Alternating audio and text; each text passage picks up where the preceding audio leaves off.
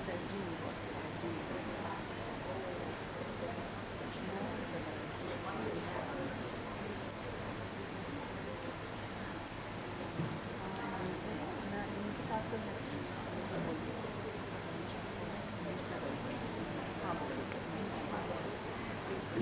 someone from IBC here? Yes. Yes. So we are waiting for Rinpoche. Is Okay, he I'll just on the call. way? I'll just call.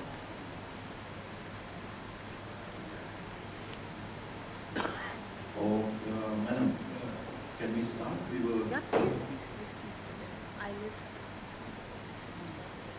I'll just call him right now. I didn't know you were waiting for him. Yeah, because This is but you can start. I think you start. You start. Oh, I think he's got.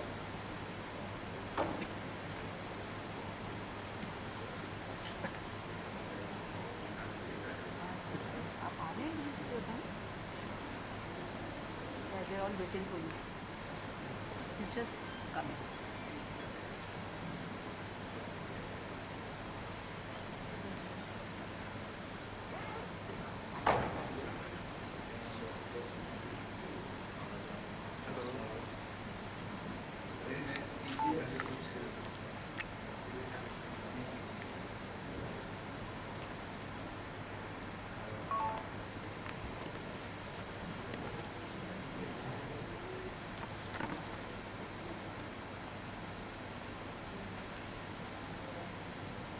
Good evening, Excellencies, distinguished guests, ladies and gentlemen.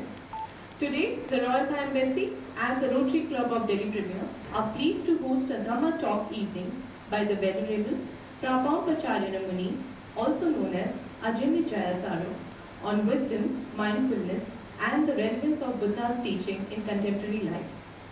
And we are also celebrating the 99th birth anniversary of the Supreme Patriarch of Thailand.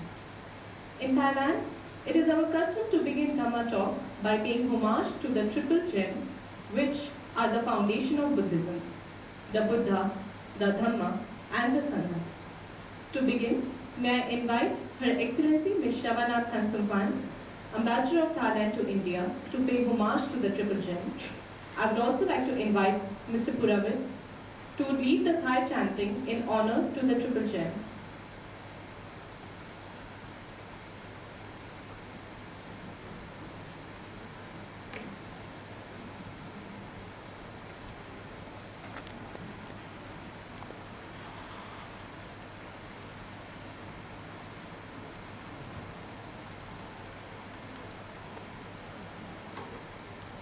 So now we will proceed with the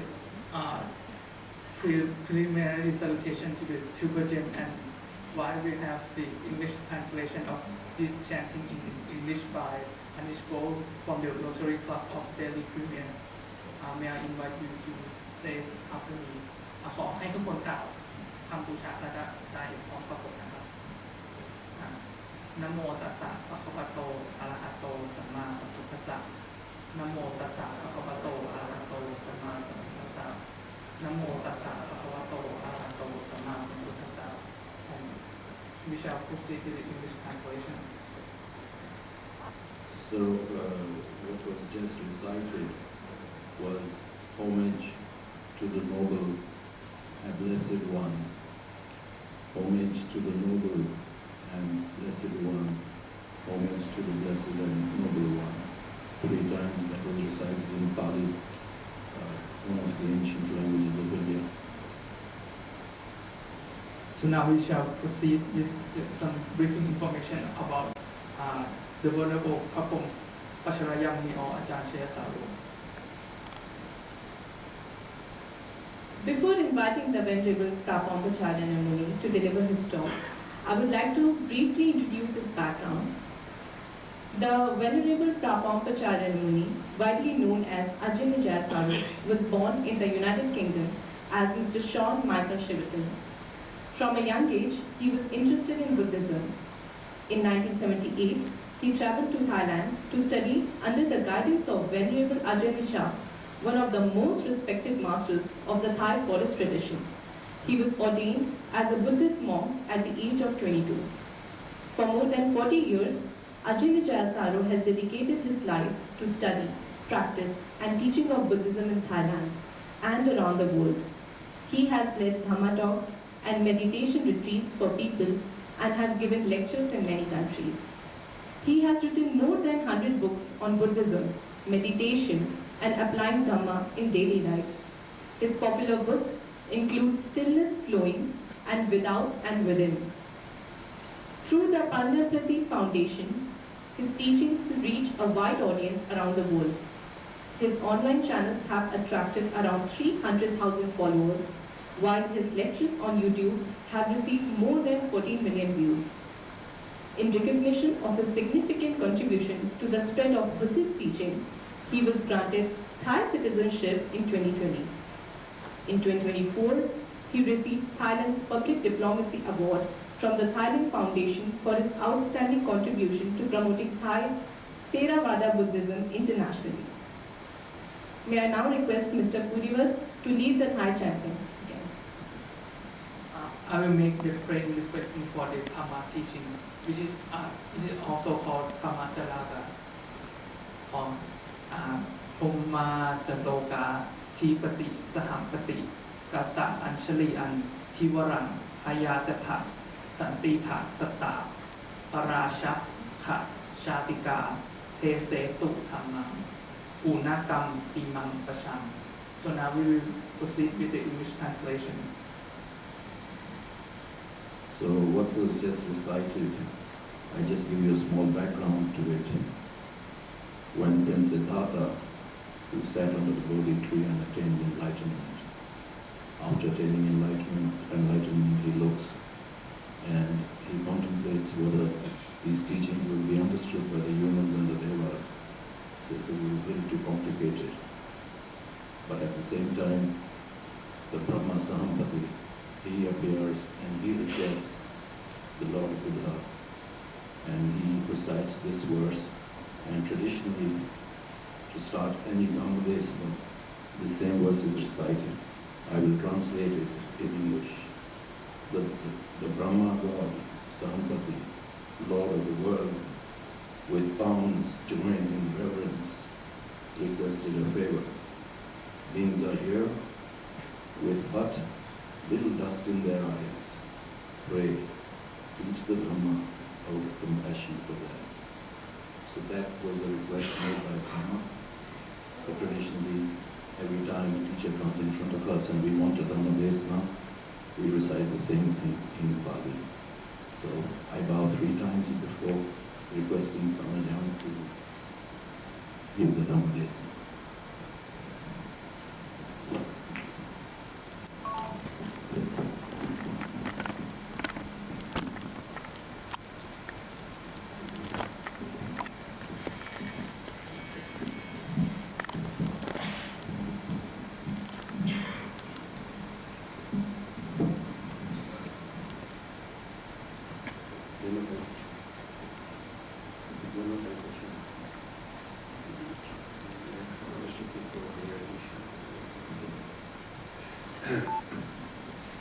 Namo tassa bhagavato arahato samma sambuddhassa. Namo tassa bhagavato arahato samma sambuddhassa. Namo tassa bhagavato arahato samma sambuddhassa. Buddhaṃ dhammāṃ saṅghāṃ Gunutarang Upacchayang Namasami.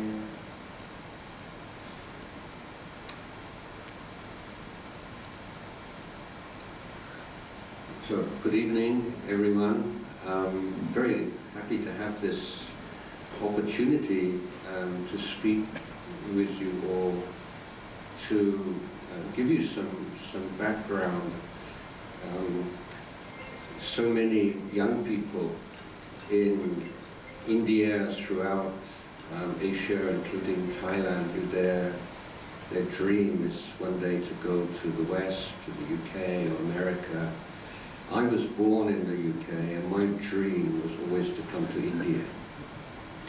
And one of the turning points in my young life was seeing this photograph of this yogi sitting in samadhi in the middle of the Himalayas, surrounded by ice and you know, with no warm clothing on at all, just bare breasted sitting in samadhi. It's so cool, you know. I thought, yeah, that's what I'm interested in.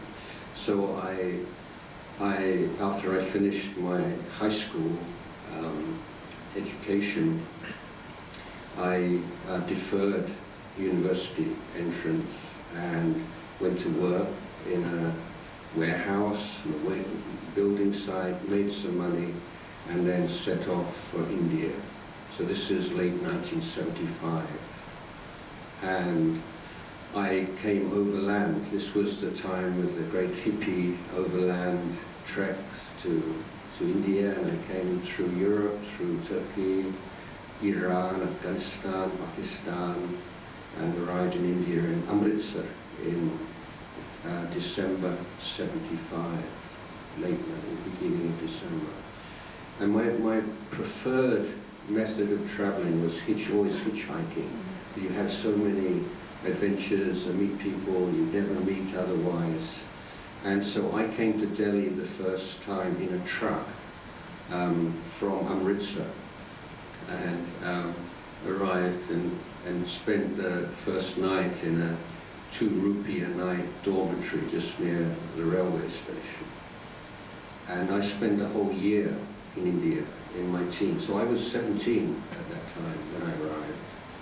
And I traveled right down as far as Kerala in the south, and then to Tamil Nadu, Orissa, to Kolkata, and up to Himachal Pradesh, and had the time of my life. And I learned so many things, and I received so much kindness and generosity that touched my heart. And I always had, ever since then, you know, this feeling of wanting to give something back to India.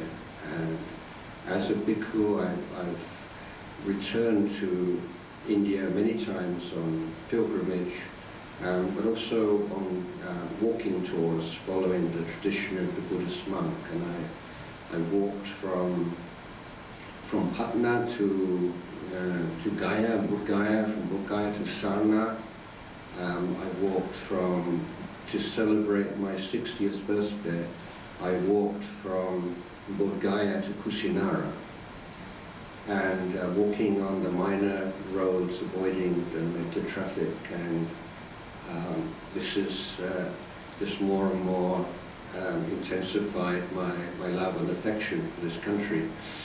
So one of the things I've said over the years is my first love was India, but I got married to Thailand, and so I've spent most of my adult life as a bhikkhu in the forests of Thailand.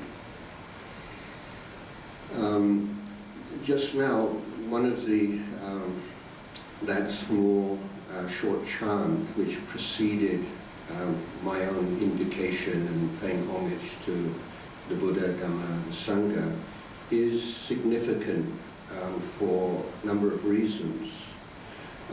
One of them is that reflected in the fact that as a Buddhist monk, I am not allowed by my discipline to teach anyone who does not expressly ask to be taught. So the first movement always has to come from the student.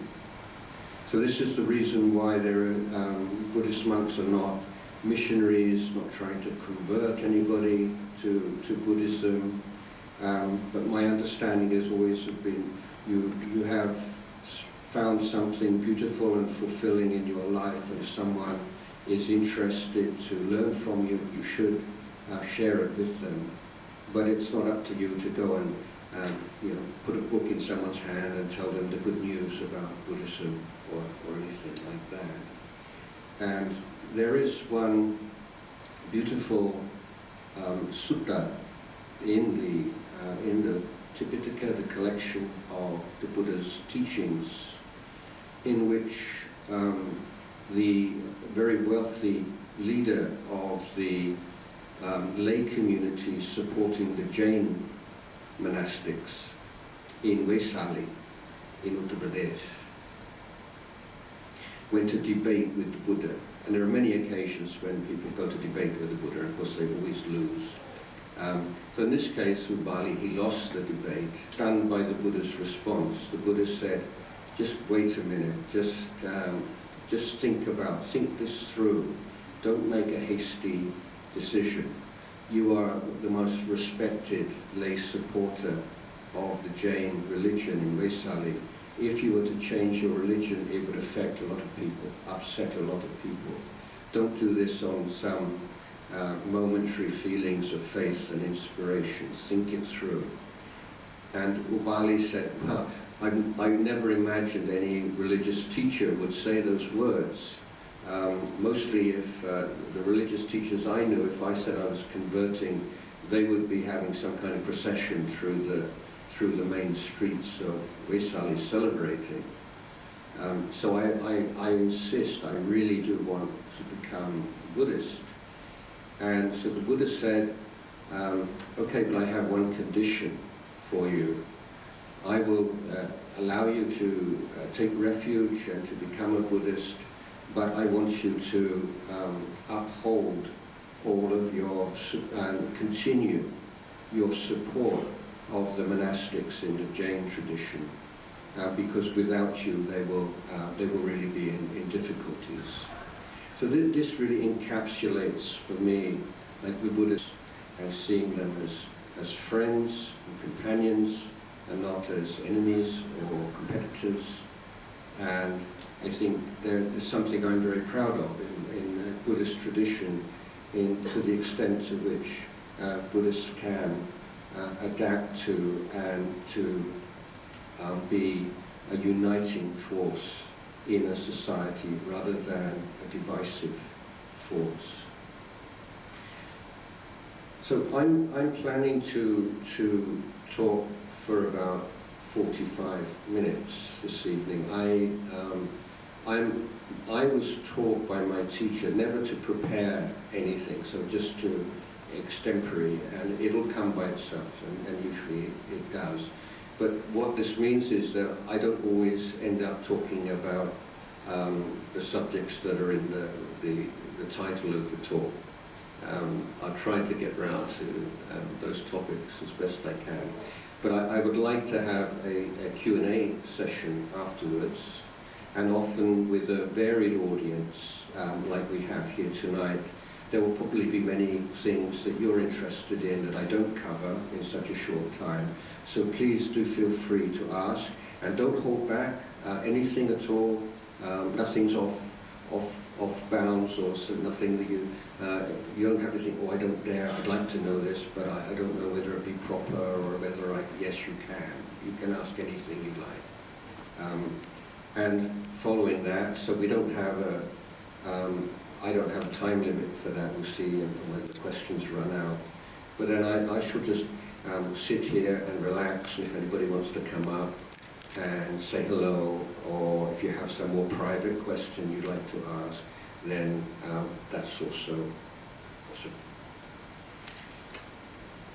Okay, so one of the things that has really struck me over the years, living in Thailand, which, as you know, was blessed by the fact that it was never colonized by the British or the French, but the extent to which there's been a cause of invisible cultural colonialism, and which is sometimes much more insidious and hard to recognize. And I don't want to talk about political matters here. I'm talking about in the realm of Dhamma and Buddha Dhamma, because it seems to me that in Thailand, and I think also here probably, so many people see Asian religious traditions through Western eyes. And even the term religion itself is I think we can say more or less a Western construct. and it's the Western academics and teachers who decide what a religion is, and that because of their prestige and their influence, that's been more or less accepted. And the underlying premise, and which is one which I don't share, is that there is kind of a genus or something which is called a religion, and all religions are more or less variations on a theme. And of course, with that viewpoint, often find Westerners coming to Asia, and whether it's in Hindu tradition or Buddhist tradition, oh, you're a Buddhist, or you're a Hindu, you believe in reincarnation, is that right? So the underlying idea is that religions are essentially belief systems. It's a set of beliefs which you accept into your life and try to live your life according to their dictates. But I would suggest that we can look at religions more as groups of families, like families of religions. And the family of religion, which is preeminent in the world today, of course, is the family that grew up in the Middle East, and primarily Christianity, Islam, Judaism. And so they share a common idea of what a religion is, why would we have religion, and what it means to be religious. And then they have imposed that idea upon all the other traditions throughout the world, and you have to, whether or not you measure up and say, oh, I don't think you're really a religion, you're a philosophy, or you're a way of life, you're not what it means is you're not a religion in the terms that I've understood religion to be. So I would then propose that we can look at those religions as essentially belief systems, and that would be supported by the fact that in common parlance the word religion and faith are used almost interchangeably. So we say the Buddha, the Islamic religion, Islamic faith, and so on. But the religions of the family of religions that grew up in India are not belief system religions. And if you try to look through the framework or the filter of a belief system, it's so confusing. And you cannot really appreciate the profundity and the unique features of Indian religions through a belief system framework. So I don't claim to have very much knowledge of Hindu traditions, although I have an emotional attachment to them, I would say, that which from the time when I was a teenager. But speaking on behalf of Buddhism, I would say that it is essentially an education system. So you can see this is a vastly different idea of what, if we're going to use this term religion, what we're referring to. With a belief system religion, you have dogmas which are inherently unprovable. And in the case of a religion based upon belief in dogmas, you have two choices. You either believe or you don't believe. That's it. But the teachings of the Lord Buddha consist of hypotheses or observations about human life, human existence, and recommendations on how to live your life in the light of those truths.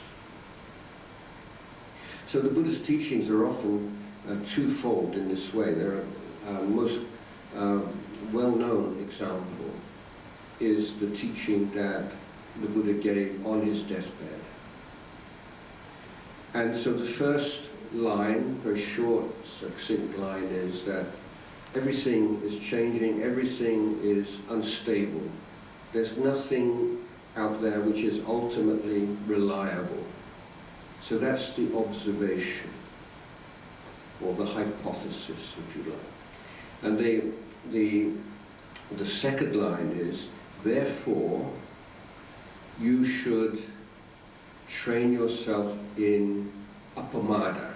This is the Pali term, and we don't really have a very good English translation for this. It's one of these kind of 19th century Victorian words that we end up using. It's like heedfulness.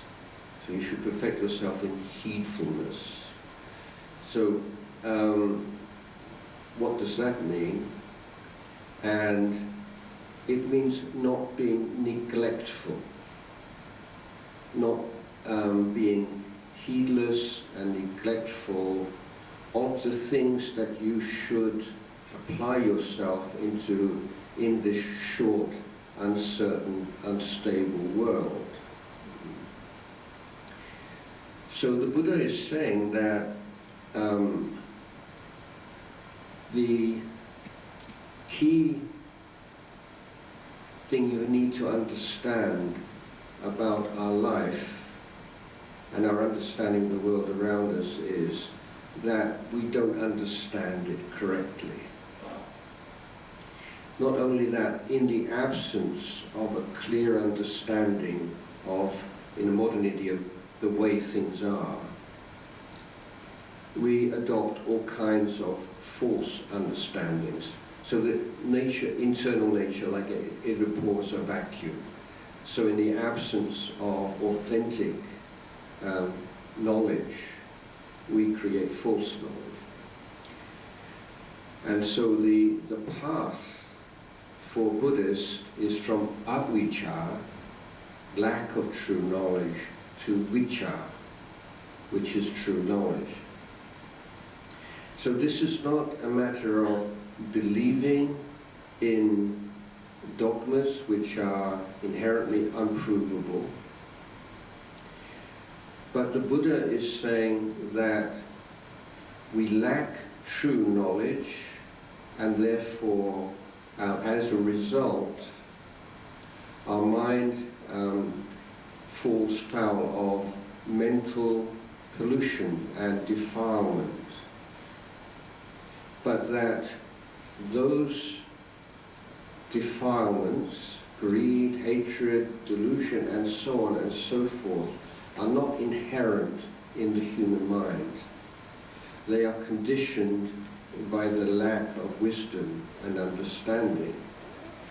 And that, crucially, human beings have the inherent potential to transcend ignorance and to realize knowledge and understanding. And that movement from ignorance to understanding, from darkness to light, has to be systematic. It's not this kind of mystic, kind of fuzzy, kind of new age kind of thing. You have to be every bit as systematic as if you were building a bridge over a chasm or a river.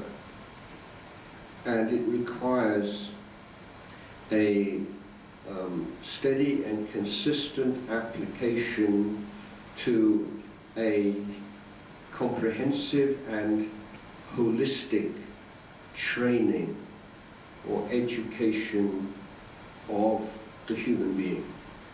And that means, and that holistic education, in its fullest expression, we refer to as the Eightfold Path.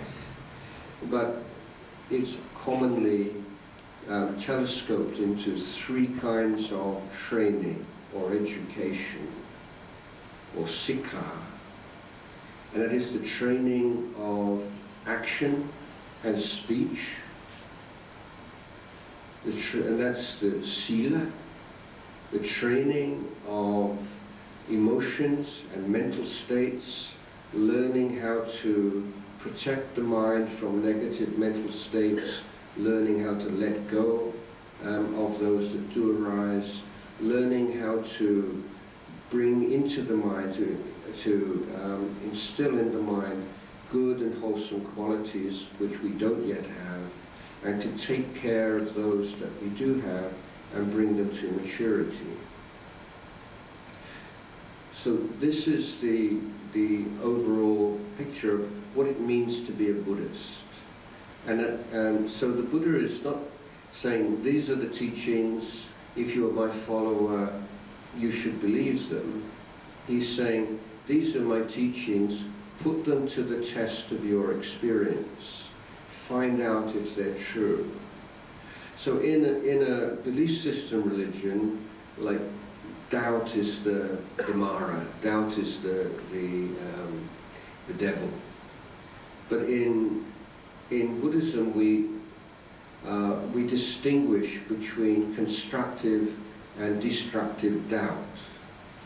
So a constructive doubt would be you are about to embark upon a project and you are worshipping the Buddha. You are worshipping the Buddha. This is the highest worship. He said, you can bring me flowers and all kinds of beautiful offerings. And he said, that's good. No, I won't reject those.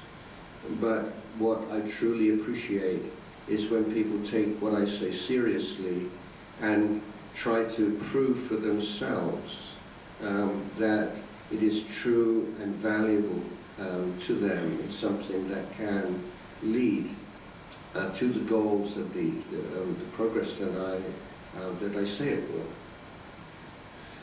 So the proof of the pudding, if you like, in Buddhism is what you do with the teachings and how you apply them.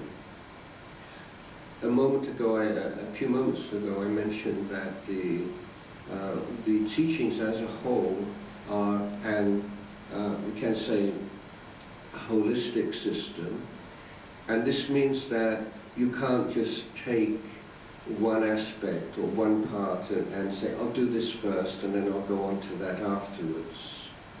That's not how it works at all. For example, let's take the case of prevents you from doing so, what aids you in doing so.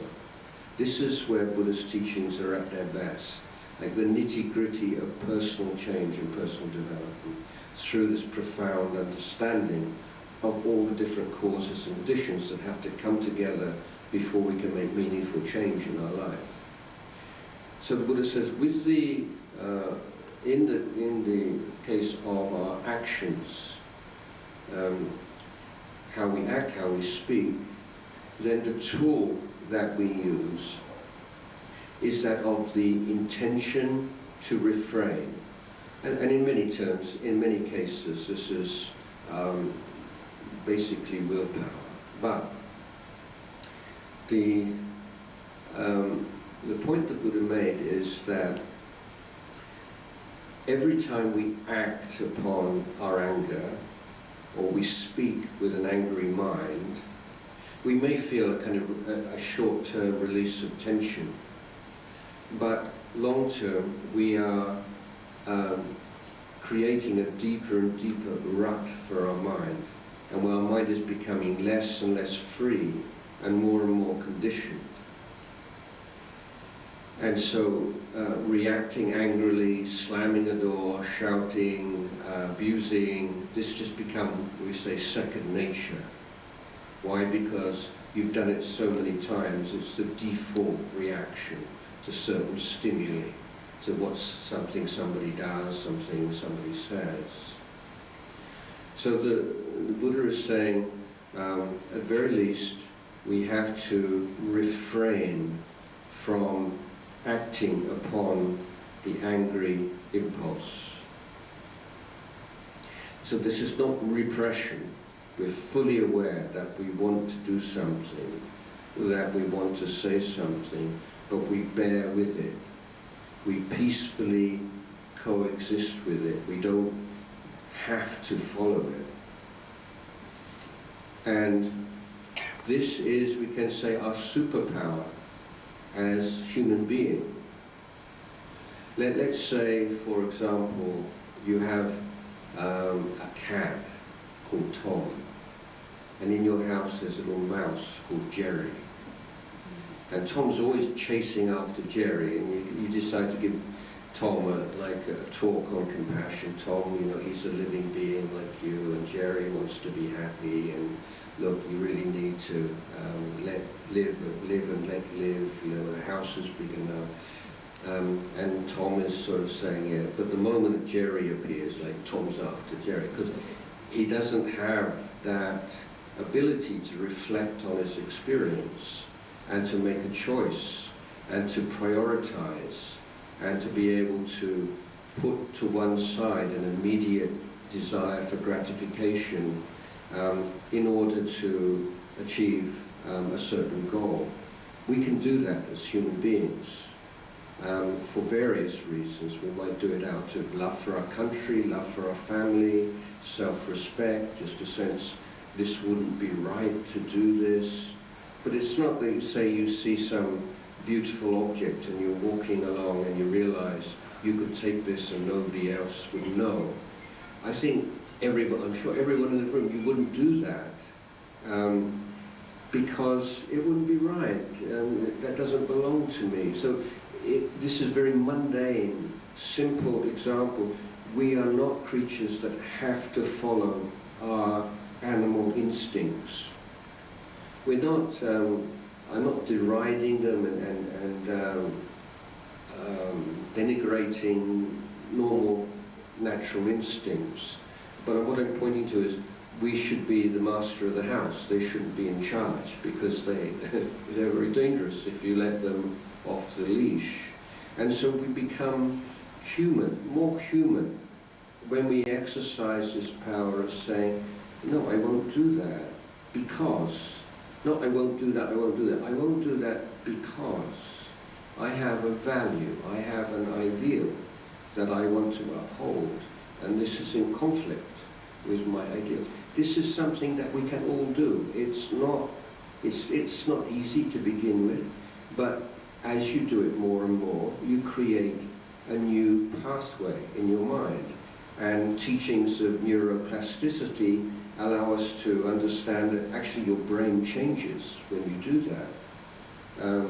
So creating a habit, a new wise habit, gradually undermines and even eliminates the old habit, and you have a new default in your mind. But even if that's your intention, it doesn't always work out like that, doesn't it? Does it? Because you forget. Why do you forget? Because of emotion, strong emotion. So this is why it's an integrated and holistic education, because if you just say, determine that you're not going to act and speak and impose your anger on other people anymore, that's one part of it, but it's by no means the whole deal, is it? So what do you need? Now we all have, I think, very solid and upright ideals and ideas about what's correct, what's incorrect, what's proper, what's improper. But how it's sobering, isn't it, to be honest with yourself and say how often you betray your own ideals or you don't act consistent with them, especially when you're upset, angry, you feel you've been disrespected, or someone's trying to take advantage of you, or etc., etc. All these kind of special cases, you forget. So the simile I would offer is, it's like you've got a beautiful car parked outside your house, and you look through the window and you see this spanking Mercedes or whatever it might be, and it's such a wonderful car, oh, how wonderful to have that car. And yet, when you have an emergency and you need to use that car at short notice, you can't find the keys. So the car parked in front, it's yours, it's your car, but it's as if you don't have a car because you don't have access to the keys. And so this is the role, one of the roles of mindfulness. Mindfulness means that you're creating a gap or a buffer between the stimuli that comes through your eyes, ears, nose, tongue, and what happens inside you. So without mindfulness, we can summarize that simply as reaction. We react, and we react in a very instinctual way, and it's so quick that we forget what we really intended to do. We will forget the wise teachings of our teachers, or all the principles that we uphold.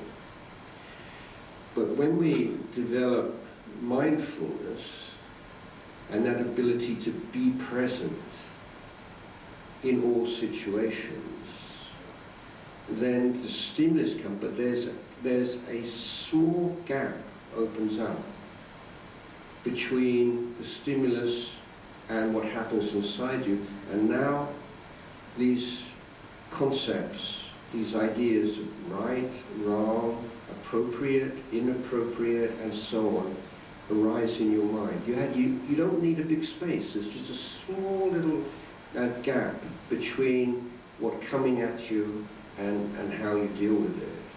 And so reaction becomes response. And you learn how to respond in a wise, in compassionate way, an intelligent way, and one which is consistent with your values. So we have values, but how rarely we really act and speak and think consistent with them. So this is the challenge that I think the Buddhist teachings are very good at dealing with. And so mindfulness is part of this whole holistic system, but it's very much at the heart of it. And one of the ways that we develop mindfulness is through what we call meditation. So there are so many different understandings of what meditation means. So what I would like to propose here is that we're trying to do something very difficult. We're trying to develop a continual stream of mindfulness and awareness and wakefulness. But it's incredibly difficult, especially in daily life, where you have so many different calls on your attention and pressures and temptations. So one of the best things you can do is to put aside a certain time every day. First thing in the morning is the very best, because you start off your day in the best possible way, and you're able to recognize and appreciate the effects it has on your mind during the day, and that will be very encouraging. If you meditate just before you go to bed, it tends to be more a relaxation exercise, and then when you wake up, it's like a new chapter. It's like there's no continuity about what you did last night and what you're doing right now.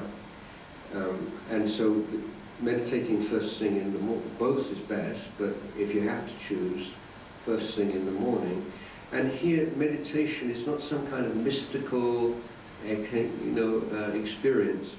We're being very systematic here and saying, we're trying to develop mindfulness. It's very difficult. What kind of environment can we create which is most conducive to the development of mindfulness and awareness?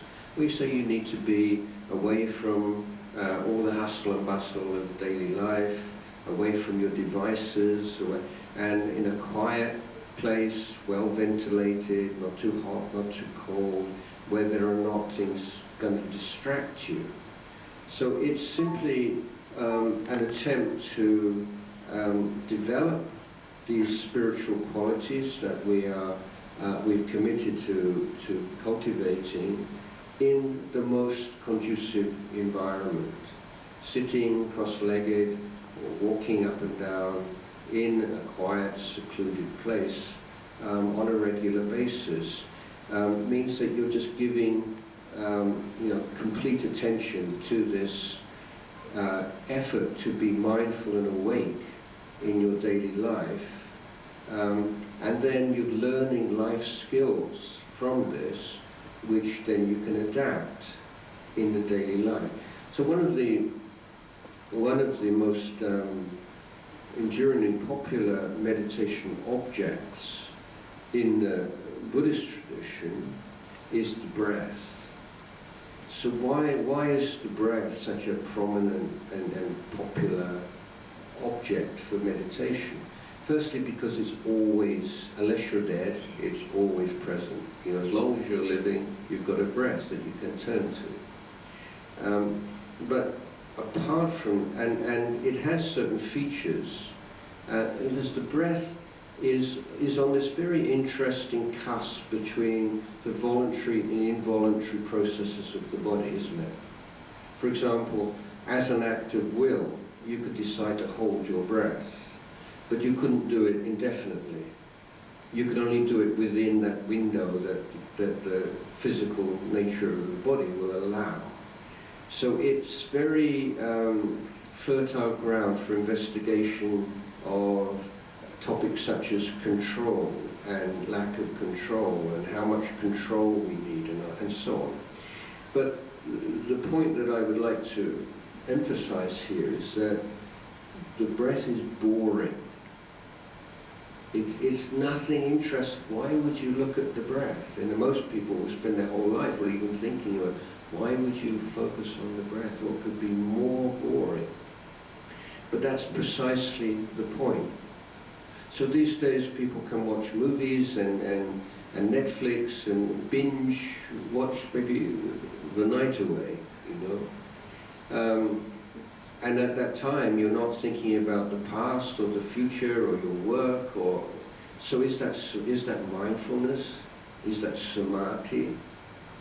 If it's not, why not? And I would say that the reason it's not is that you are a passenger. There's no effort involved. You're not learning anything about your mind. You're just following.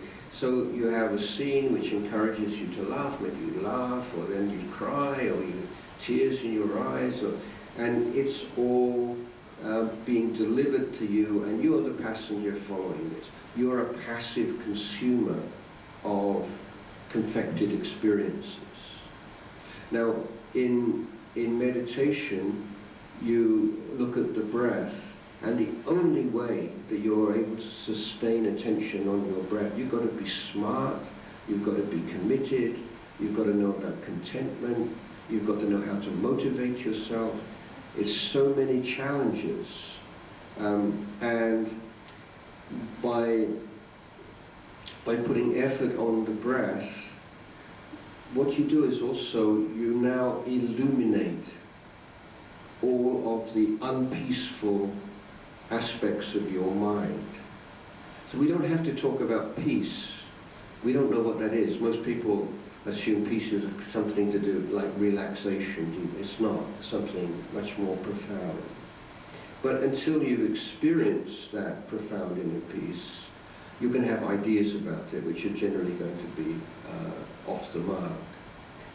So one of the ways of talking about meditation practice as the development of Buddhist training in a very central and crucial way is I like to tell the story about Michelangelo, the great Italian artist, and one of his, maybe some of you have even seen this, one of his greatest works is a horse, like sort of a prancing horse. His hooves are up like this, huge and so realistic.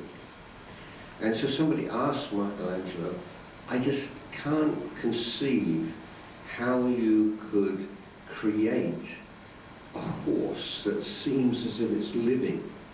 It's so dynamic from a lump of stone. And so Michelangelo said, I didn't. I just chipped away all the bits that weren't the horse.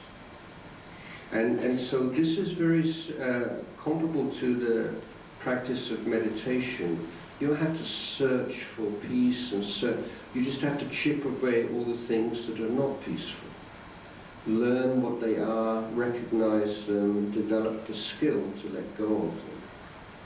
So when you have, you put a focus on one thing, I'm sure if any of you tried to meditate, wow, your mind's going all over the place. And maybe you'll think, oh, I can't do it, meditation's too tough for me, or something like this. But it's precisely the point, because you illuminate the nature of desire, the craving for distraction and enjoyment, or inner thoughts of anger and aggression, or dullness and sleepiness and laziness and distraction and anxiety. All these things become illuminated as mental states that arise and pass away. So even right from the beginning, you are putting to the test, the Buddha is saying that mental states, whether positive or negative, they are not who you are. There's a stream of phenomena, and there's no owner of that phenomena. So that can sound like rather abstruse philosophy, but the Buddha said, put it to the test. Look at your body, look at your mind. And you tend to put your mind on the breath. Why can't you do that? Why can't you just say, for the next 30 minutes, I'm going to restrict my attention to the breathing process? What is it that prevents you from doing that? And what is it that, what happens when you are with an object which is not stimulating you, it's not giving what you want? Where does your mind tend to go? So many people's minds will go into past and future enjoyments and indulge in memory and imagination. And other people they have some grudge or some worry or something that they'll, like a bone, they'll just gnaw on that bone. But you see your own personality, you see all the things that you create in your mind and undermine your happiness in life and cause you suffering, simply because you've never recognized them for what they are, and that they are fed by causes and conditions, and by eliminating the causes and conditions, you can reduce and eliminate that suffering.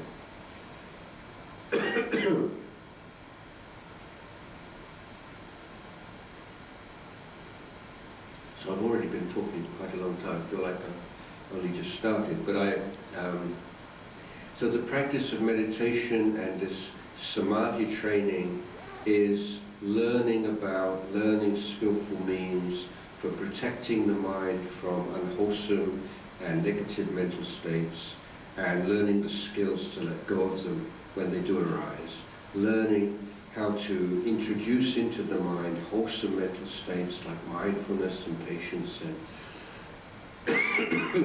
clear awareness and samadhi, and to strengthen and further cultivate, bring to maturity those that have already arisen.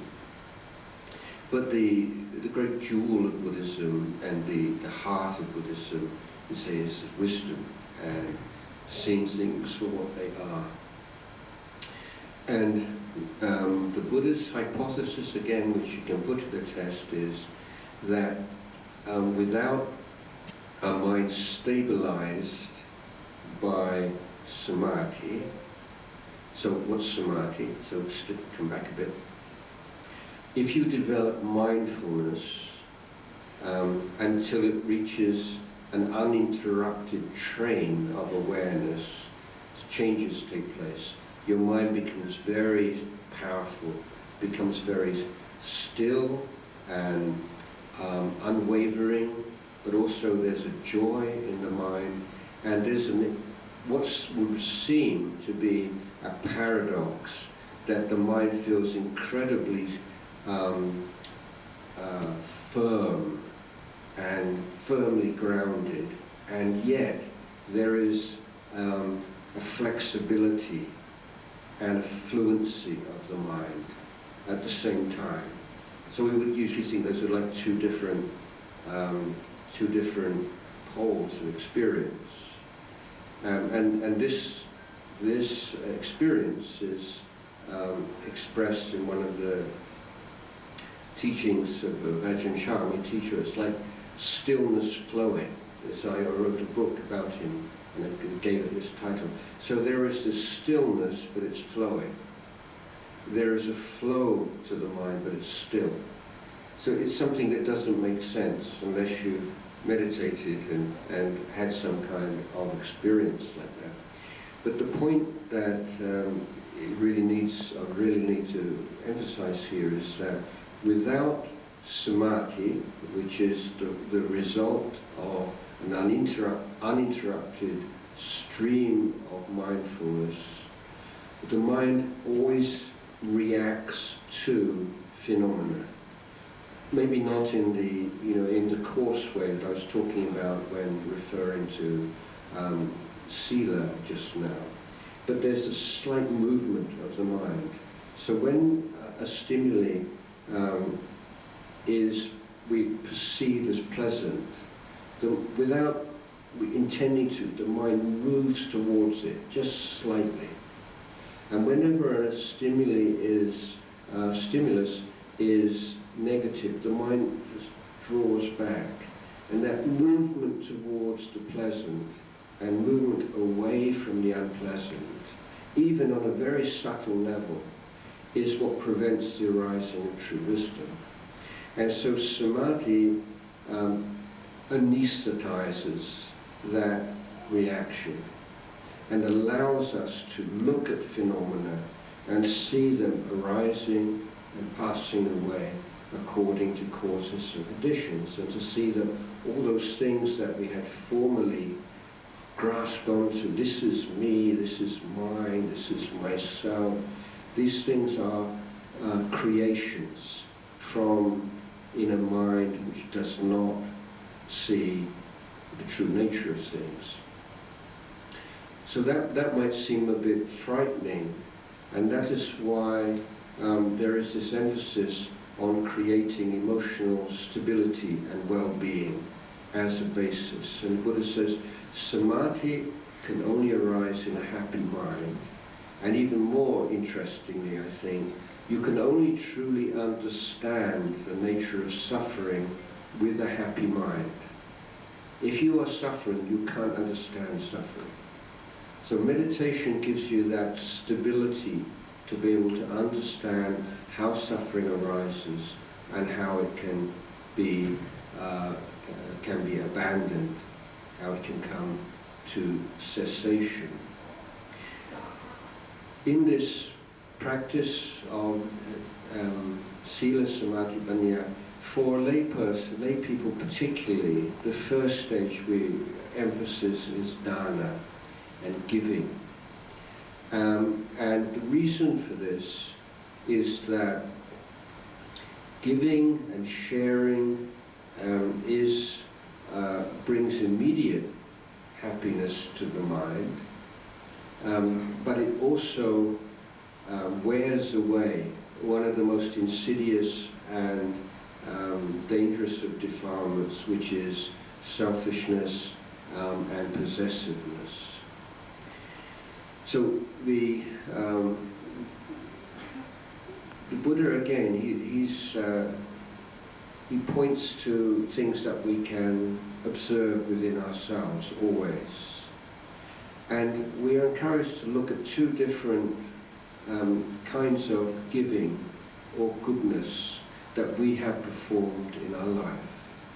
And so the first kind is when you give something, and whether this is a material or immaterial, whatever, with an agenda, with the hope, the desire to get something in return. So that thing that you give may well require some financial sacrifice or so on, but it's in order to get something. Now, if after some time has passed, if you have an occasion where you've done that in the past, I'm sure we all have, and you recall that, observe how does that feel when you recall that kind of giving. And I would suggest, in my own experiences, indifference, because what the brain has recorded is a transaction. That's how it remains with us. Now, on the other hand, if you've ever given something with absolutely no desire for any reward of any kind, you've done it out of kindness, compassion, and the beautiful Thai language idiom for this is putting gold leaf on the back of the Buddha. So this is a very common practice for lay Buddhists to get this gold leaf and attach it to a Buddha. It's very meritorious. But most people want to put their little square of gold leaf right on the front where everyone can see it. And some people put it on the back where nobody would ever see it, or nobody would know that it's there except for you. So this is the Thai idiom for doing goodness and requiring no recognition and no praise and no reward of any kind. But now, and I believe all of you have done that in the past, perhaps many, many times. But what I want to point to you now is, if you remember an occasion when you did that, how does that feel?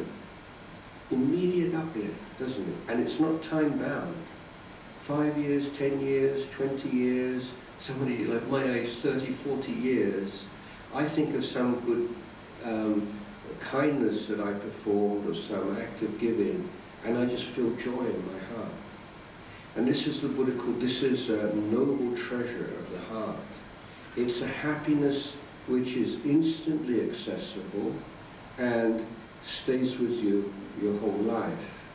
And if you're in a period where you're feeling very low and low spirits, a bit depressed, down in various ways, you bring to mind some kind of great pleasure in your life, in the past, some sensual pleasure. It doesn't help with the depression, it maybe make it worse.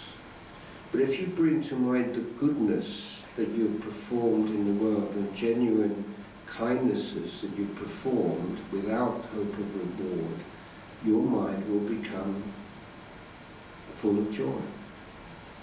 So it's a wonderful thing to experience, and this is part of the Buddhist path, because by giving and sharing, firstly, and secondly, by the practice of restraint of your actions of speech. So in Buddhism we talk about 5 precepts, but the idea is it has to be voluntary. You have to see the reason and the value for each kind of restraint, not killing, not harming, not stealing, not committing adultery, not lying, not taking. You have to very clearly see the value of that practice, that training, and the suffering inherent in transgressing the precept, until you have this real sense of commitment. And then navigating all the challenges of your life and being able to maintain yourself within those boundaries which you have accepted voluntarily. This is the point. Those 2 things, selfless giving and being able to live within voluntarily accepted boundaries. This is the self-respect or self-esteem which will give you the foundation for spiritual progress. So I've talked quite a long time and covered a number of different topics, and maybe I'll leave it at this point and invite questions about things that I've said that are not very clear and you don't quite understand, or else other things that you would like to hear about and I haven't addressed at all. Yes? So I would like to go on a slight tangential path. So maybe you say...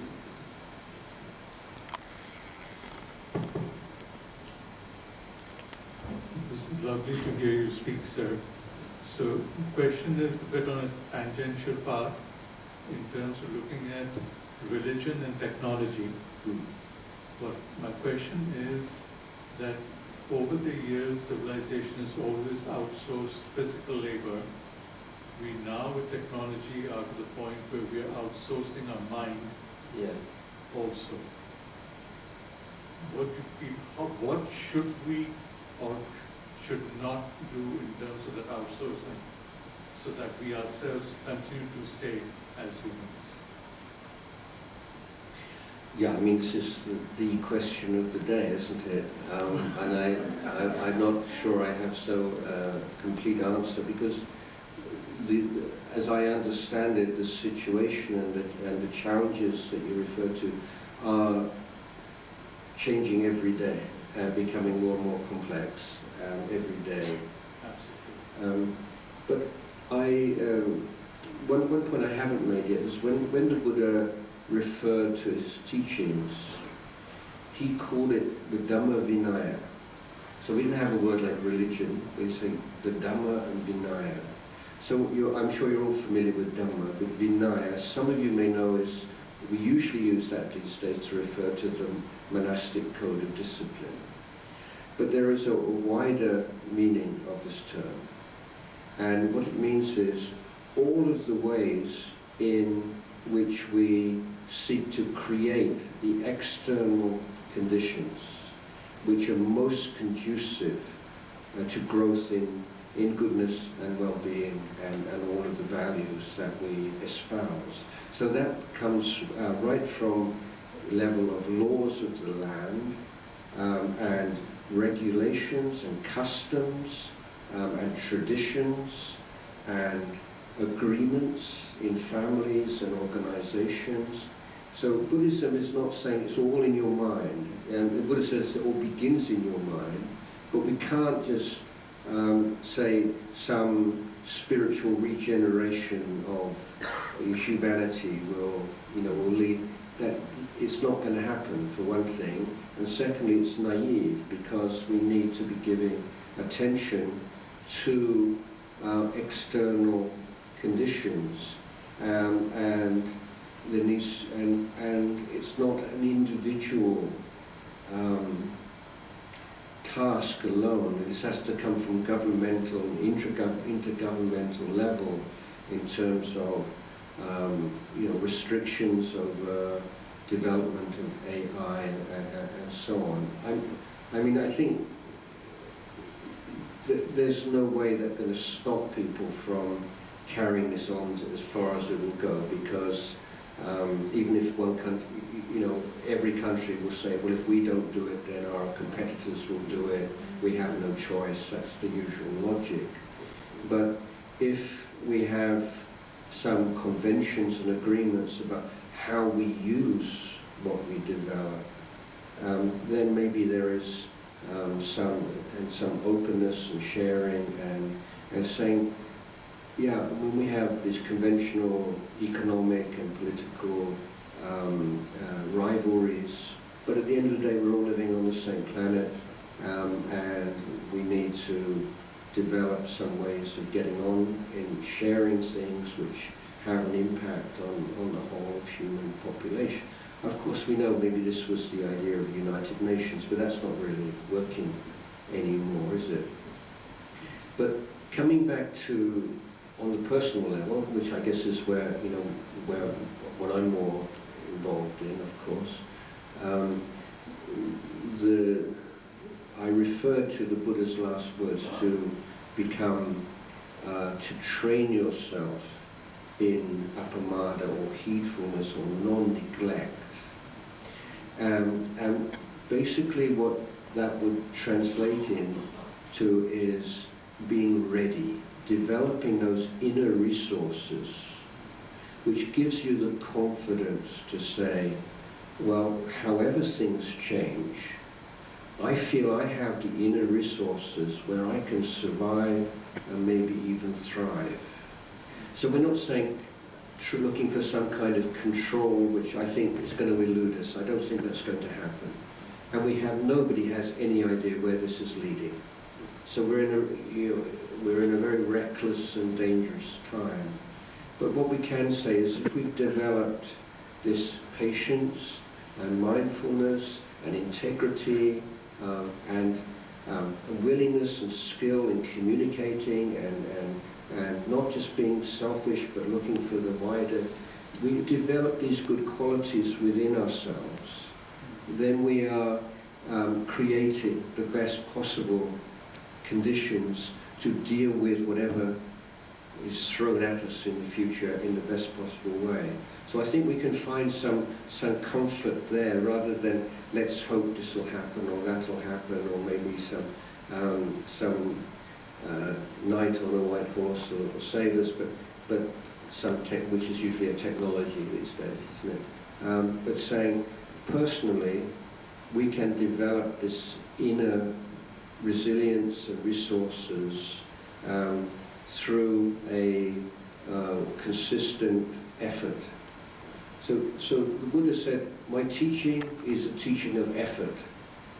And when he did criticize religious traditions, he would criticize them to the extent that they undermined human effort. So he would say, if you believe everything happens according to God's will, well then why make any effort? It's already decided. Or if everything is just completely random, why make any effort? It doesn't make any difference. But the Buddha said from his understanding and his insight, it does matter. Human effort does matter. And that's like the clarion call of Buddhism. What you do, it matters. How you live your life, it matters.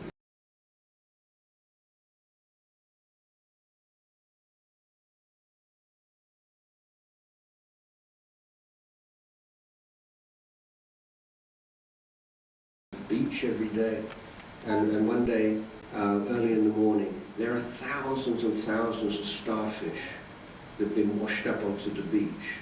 And he feels so much compassion, these poor struggling starfish. And he goes down to the beach and he starts throwing the starfish back into the ocean. And somebody comes up to him, one of his friends, he said, look, what difference do you think you can make? There are thousands, and there's just one of you, what difference does it make? What meaning does it have? And he picks up a starfish and he says, well, it made a difference to this one. And it makes a difference to this one. So if we, it's so easy in the modern world, because of all the information we have, to be so overwhelmed by everything. What can I do? What can I, well, you can help this one, and you can help this one. Because what we call the world is a concept. I mean, it's what we see in our screens. And when we are looking at the news or reading, what we are doing is we're consuming a product. And there are all kinds of, agendas and people behind the kind of product you're consuming. That's in no way the real world. What's the real world? What you can see with your eyes and hear with your ears, touch and feel. This is your real world. And so you need to ground yourself in your real world. And that means your family and your friends. And that's the real world. And all the rest, that's something that bears some relationship to what's out there, but it's not like a mirror held up to the truth of life. So meditation and this practice of Buddhism is grounding yourself in what you can do and finding some joy and some meaning in that, and finding some purpose in what you can affect, particularly the people around you, and being able to contribute to your family and your workplace and the immediate world that you inhabit. Thank you. Okay, just one final question, and that is really on emotions. Yeah. And a key part we talked about earlier about reincarnation, etc. Yes. The question is, I think mortality is one of the greatest teachers.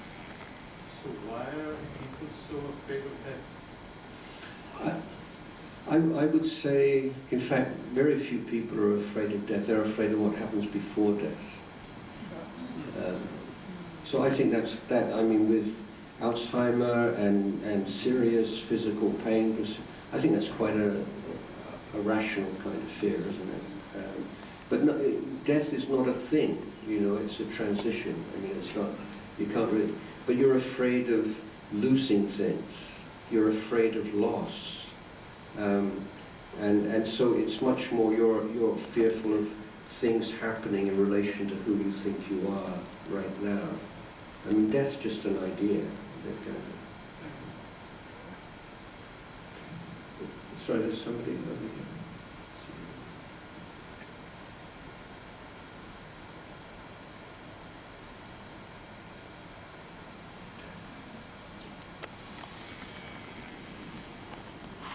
Hello, Your Highness. In today's world, most of the young people are very ambitious, but at the same time, they are very anxious, stressful, and uncertain about their future. So, what message would you like to give to the youth who want success without losing their inner peace? And my second question is, like, if you have to pick one teachings of Buddha, which everyone could practice, regardless of their religion or background, what would it be and why? Thank you. Okay. First of all, I think that young people today have a very miserable and restricted, poverty-stricken idea of ambition. I mean, ambition's fine. Aspiration is fine. But if it thinks aspiration for money and for power and for fame, that's just a kind of miserable thing to set your life on. I mean, this wonderful human life, and you're shrinking it down to having money and sensual pleasures and things. I mean, you'll give up so much by that, and you just, you know, the potential of a human being is like if you're just after money and power and wealth, it's like you have a huge, beautiful house and you're living in a little cupboard under the stairs, you know. And it seems like a big thing, but in the end, all you can ever see with your eyes are forms.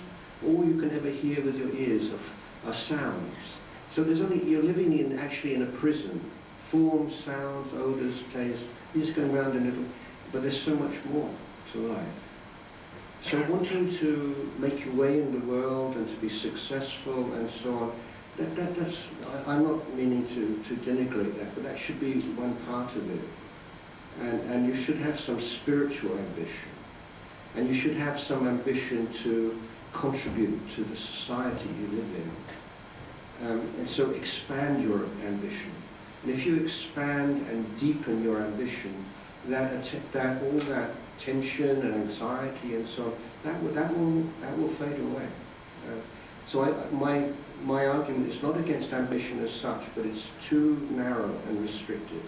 And then all the mental stress and strain is the proof of that, is the symptom of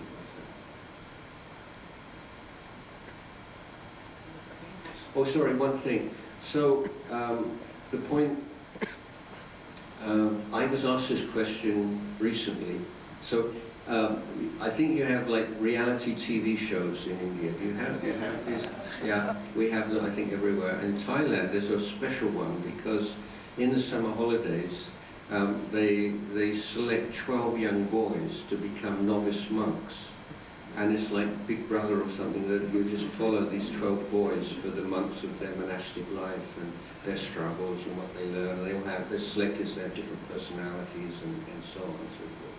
So the TV company, this is an annual thing, and I go and visit and give some instructions. So this just happened recently, and one of the boys asked me this question. He said, what is the one, if there was one teaching, what would be the one teaching of Buddhism? And I said, well, the Buddhist teachings are an organic, holistic system. And if you take one teaching out of context, you won't get full benefit from it, and often you will distort it. And so there is no one teaching to be taken. And so this boy, he was a very smart boy, and he's sitting and he's not very happy with my answer. And then after a few minutes, he put up his hand again. He said, so if you were to come here today and you only had a very short time, and you were only going to give us one teaching, what is the one teaching you would give us? And I always said, the one teaching I would give you is that the Buddhist teachings are organic, holistic, or which cannot be, cannot take one thing out of it and practice by itself. So all of it, basically, yeah. So. Hello, I just have a question regarding love and attachment. Yeah. So sometimes when we talk about love, that comes with its own expectations as human beings. Is that attachment? How would we differentiate it? Just a little bit of a. Well, if I may, I would refer you to a book that I wrote on this subject. So you can, I think you can find online. It's just called On Love. But to summarize, when we refer to love, there's so many different things. It's like a spectrum, but if we look at it from like a Buddhist perspective, we take conditions. So if love is conditioned, we would say that's like low quality love. So the most course is like, do this. If you loved me, you'd do it, you know. And if you don't do it, it means you don't really love me. So this is like, you know, the most conditioned and conditional kind of love. You know, it's like using love as a lever or blackmailing people with love. So that's like sort of the lowest. And then the highest kind of love is what we call metta, maitri, which absolutely unconditional love, which we see in the most, it can, and not obviously all the time, but the love of a mother for only child, or love of a great saint with love for all sentient beings, the bodhisattva, and so on.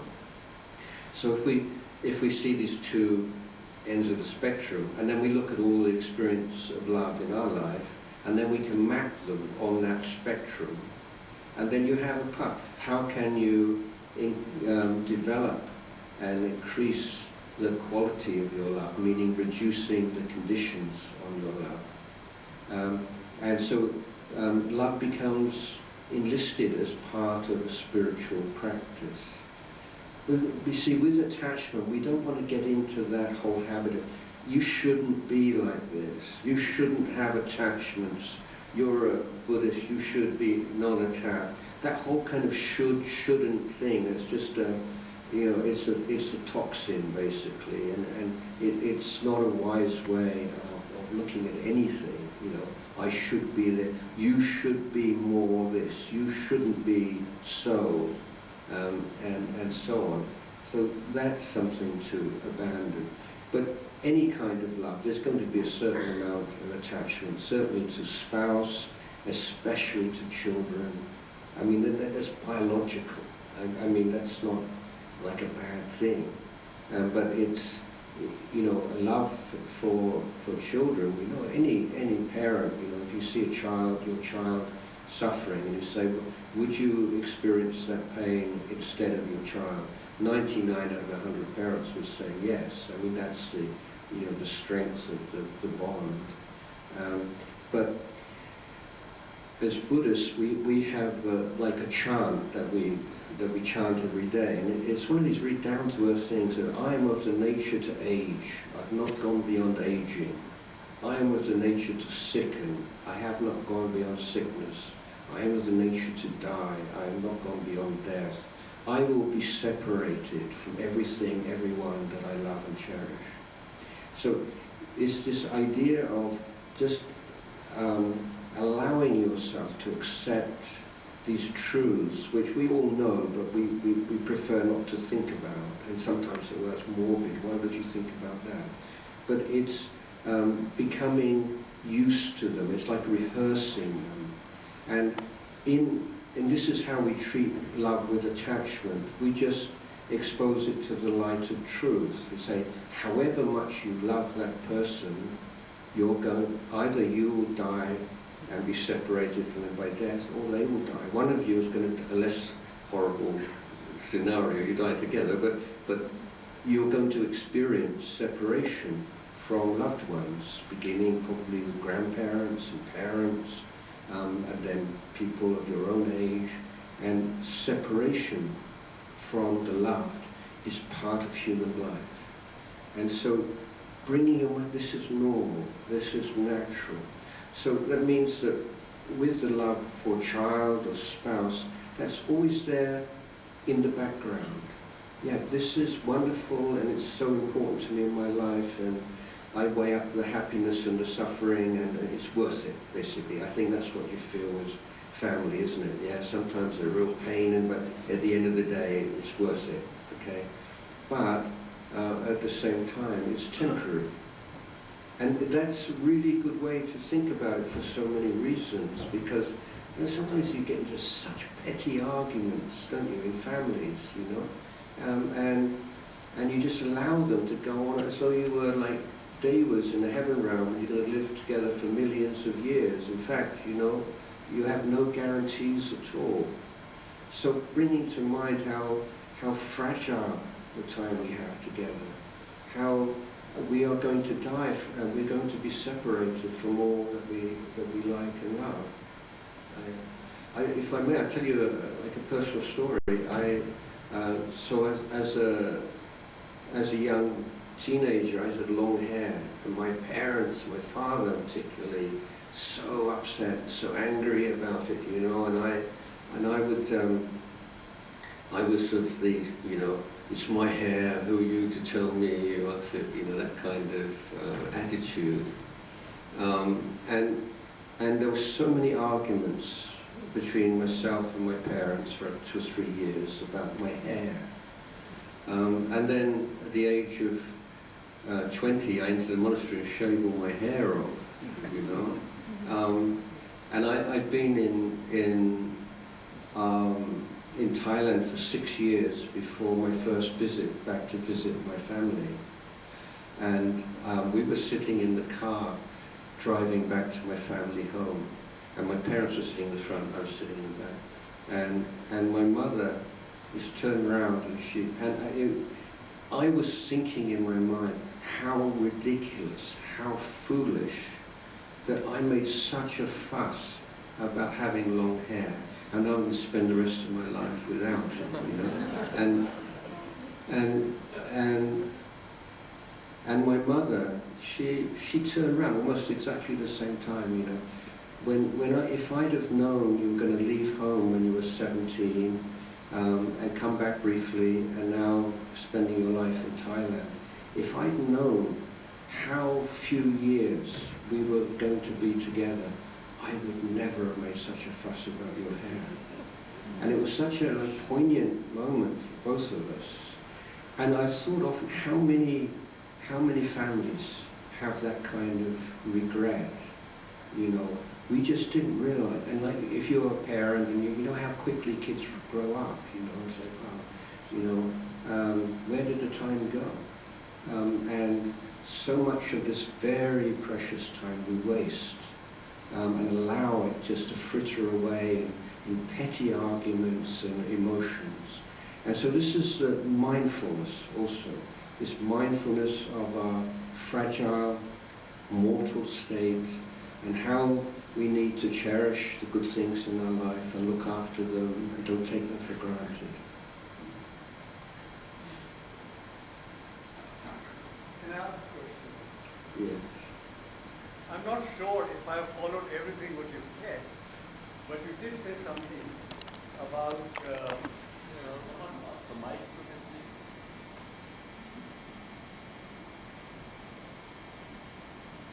As I said, that I'm not entirely certain if I followed everything that you said. But I have a question which is slightly off track. Buddhism has survived. Can you hold the microphone? Yes. Buddhism has survived for 2,500 years. Yes. You know, or thereabouts. Yes.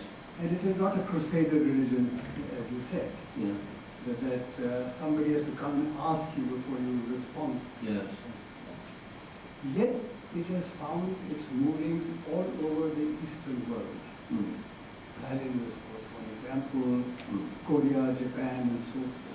How is it, why is it, it must be that there must be some distinction between that and, let's say, Christianity, which is a crusader religion, as is Islam. Yeah.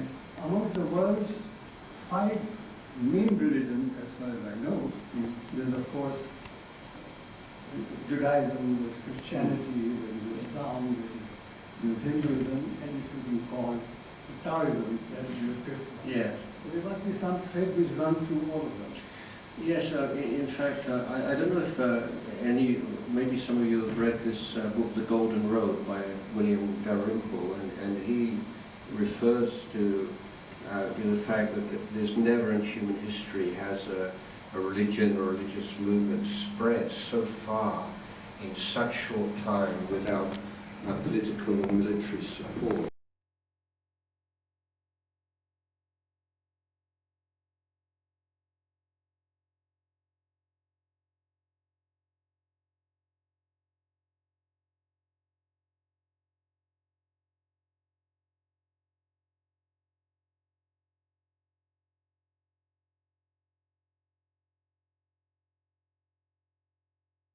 And a growing urbanization and a merchant class.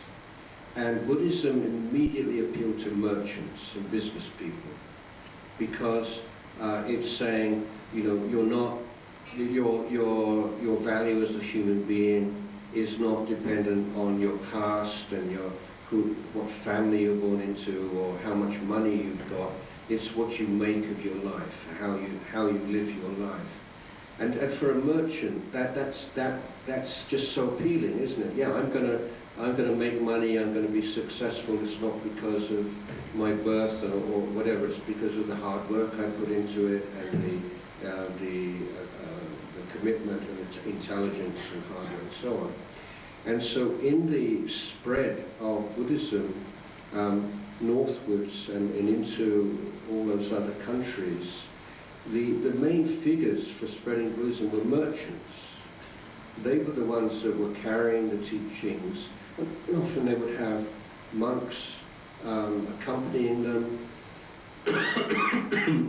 But I think if there is any feature, it's that kind of egalitarian emphasis that if you follow this path of education and practice, these results will ensue. You can see for yourself. So that would be one reason. I think there are kind of intangible things as well, aren't there? That I really can't put into words but in Southeast Asia, I would say Cambodia is an interesting example because Cambodia had the Hindu influence first and then the Mahayana influence, and it became a Theravada Buddhist country. It's very sort of a reverse of most patterns of expansion. And the reason given is that the Mahayana Buddhist monks and teachers became very much identified with the royal family and with the rich people in the city and the establishment, whereas the Theravada monks have always been grassroots. We go out and we're walking through the villages and speaking with the local people. So it's a very fascinating example of a grassroots up conversion of people, because the monks are not part of a large organization, but they're just wandering and meeting local people, and as a result, people are coming forward and becoming monks, and monasteries are being built, and something takes place. So, in my own practice and propagation of Dhamma in India these days, and I walk through rural Maharashtra every January in the most remote areas, and the response is incredible. We were camping out at night, and sometimes 200, 300, 500 people will come and ask for precepts and to receive Dhamma teaching. It's really inspiring, and so I know what I'm doing is just a drop in the ocean for sure, but you can see that how that can affect a culture and a community when you're having monks who are living the life and practicing what they preach and embodying the values that they are teaching, then that can have quite a radical effect on the society.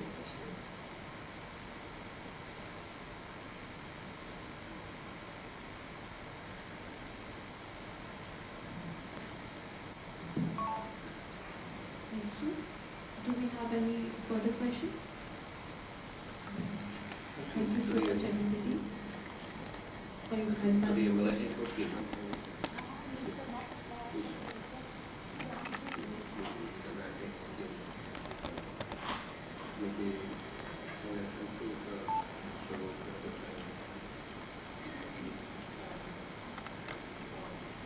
Thank you again.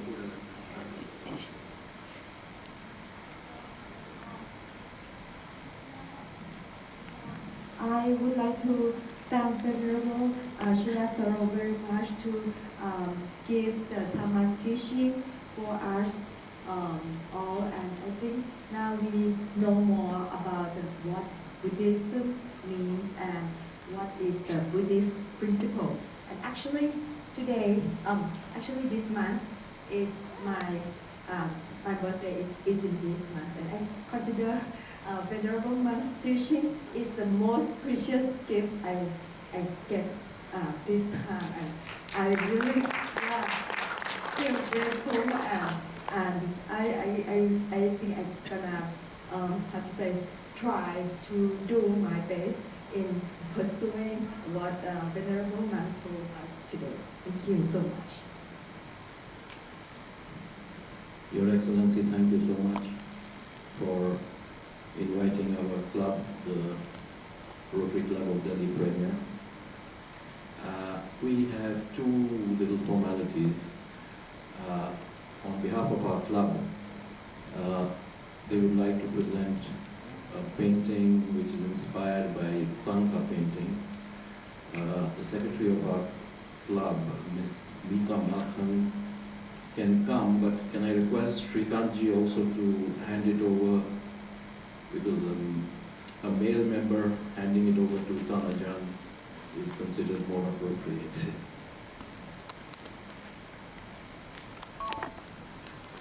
And can I request our coming president, Mr. Anurag Rathi, to present the second painting? Oh, he is not here. So can I request Meeta Makhan to present it to Her Excellency, Madam Ambassador.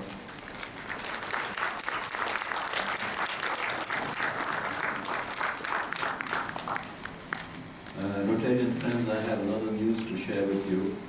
This afternoon I was spending time with Her Excellency Ambassador Shamavat, and I extended an invitation on behalf of our club to join our club as an honorary member. She has kindly consented. Just to tell you a few words about our club, Your Excellency. Our club is one of the most premium clubs in India and in Delhi for sure. We are working on a scale grant project which is to uplift the life of farmers, and we've already touched nearly about, if I'm not mistaken, 100,000 farmers' lives. We've uplifted them. It's something very similar to the Doyton project, and just to tell my Rotarian friends, I have with us a lady over here sitting at the back, my sister Wan, whose husband is in charge of the Doyton project. This was a project initiated by the Queen Mother. I didn't know it in the beginning, but later on when I came to know what a noble project it was. It's, all of you would be knowing that Thailand was part of the Golden Triangle of opium growing. So the Queen Mother said, I have to change that.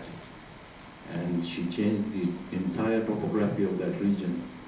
And she got macadamia nuts, coffee planted there, opened schools there, and monasteries. And today, I don't think there's a single opium addict over there. They're growing coffee, they're growing macadamia nuts. She inspired Thai Airways to buy coffee from them. And that's the way how society was changed out of generosity. And that's generosity. So we're going to have Her Excellency here. We'll have the opportunity to take our club to Thailand to see how generosity and Dhamma is living in real life. This was the tradition of our country. Unfortunately, I don't know what happened down the years, but we have to revive it again. Thank you, Ajahn, for giving us light on that. And if anybody would like to interact with Ajahn on a personal level, or anyway, please feel free. I think there's some snacks being... Yes, and there's some snacks outside on behalf of the embassy. For you outside.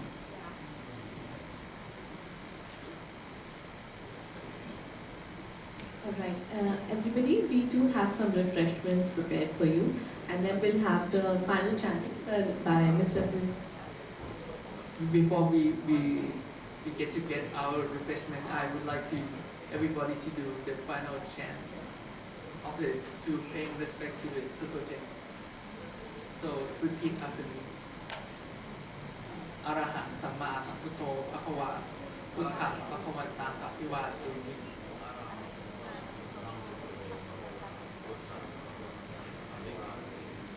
Sawakhato Bhagavata Dhammo Dhammang Namasami.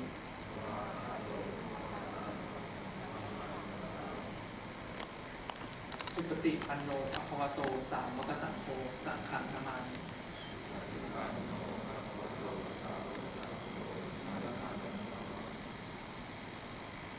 That's it for today. So please enjoy our refreshment outside, and we have some books left.